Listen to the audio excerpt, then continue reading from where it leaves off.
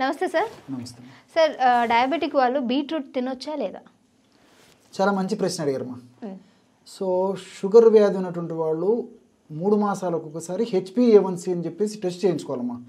3 మాసాల్లో HbA1c యొక్క పరిస్థితిని బట్టి డయాబెటీస్ ఉన్నటువంటి వాళ్ళు బీట్రూట్ వాడవచ్చా వాడుకోకూడదా అని చెప్పేసి నిర్ణయించుకోవాలి. ఎందుకంటే 6 నుంచి 7 మధ్యలో ఈ యొక్క షుగర్ ఉన్నటువంటి వాళ్ళు, HbA1c ఉన్నటువంటి వాళ్ళు బీట్రూట్ వాడుకోవచ్చు, ఇబ్బంది లేదు. 7 దాటినటువంటి వాళ్ళు మాత్రము బీట్రూట్ ఎప్పుడో ఒకసారి కొద్ది ప్రమాణంలో వాడుకోవచ్చు, కానీ ఎక్కువ వాడడం మంచిది కదమ్మా. ఇది అందరు తెలుసుకోవాల్సింది. మరి వాడదగినటువంటి వాళ్ళు కూడా ఎలా వాడుకోవాలంటేమా, ఈ బీట్రూట్ రసాన్ని ఒక 100 ml to 150 ml వరకు కూడా రోజు వాడుకోవచ్చు, ఇబ్బంది లేదు. బీట్రూట్ గడ్డలు కూడా తీసుకోవచ్చమ్మా, ఆహార రూపంలో తీసుకోవచ్చు, పచ్చిగా అలాగే తీసుకోవచ్చు. కాబట్టి దీంట్లో ఉన్నటువంటి మంచిని మనం గ్రహించినట్లయితేమా, బీట్రూట్లో నైట్రేట్స్ విపరీతంగా ఉంటాయమ్మా.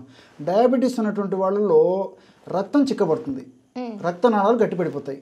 సో రక్తం చిక్కబడి రక్తనాళాలు గట్టిపడడం వల్ల రక్త ప్రవాహానికి ఆటంకం ఏర్పడి మెదడుకు సంబంధించినటువంటి సమస్యలు, ఇదే విధంగా రక్తనాళాలకు సంబంధించినటువంటి సమస్యలు, గుండెకు సంబంధించినటువంటి సమస్యలు, అదేవిధంగా బీపీ లాంటి సమస్యలు కూడా వచ్చేటువంటి అవకాశం ఉంటుందమ్మా.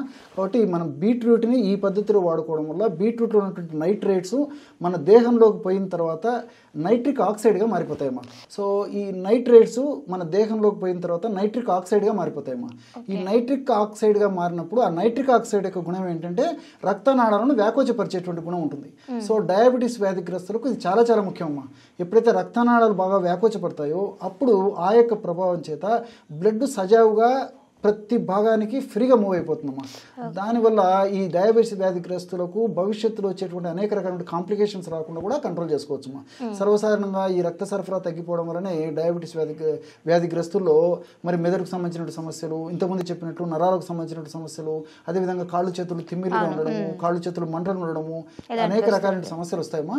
ఇలాంటి సమస్యలు చెక్కు పెట్టేందుకు నేను చెప్పినటువంటి పద్ధతిలో HbA1c అనేటువంటి రీడింగ్ 6 నుంచి 7 మధ్యలో ఉంటే వాడుకోవచ్చు, కానీ 7 దాటితే మాత్రం వాడుకోకుండా ఉండడం మంచిదమ్మా.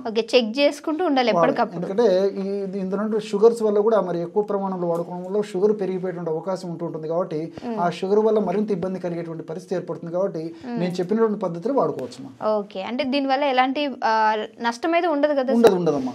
ఓకే, బట్ చెకింగ్ అనేది మాత్రం డెఫినెట్ గా చేసుకోవాలి. 2 days కి ఒకసారి సార్? లేదమ్మా, 3 మాసాలకు ఒకసారి చేసుకుంటే. 3 మాసాలకు ఒకసారి చేసుకోవాలి. HbA1c. Okay sir, thank you so much sir.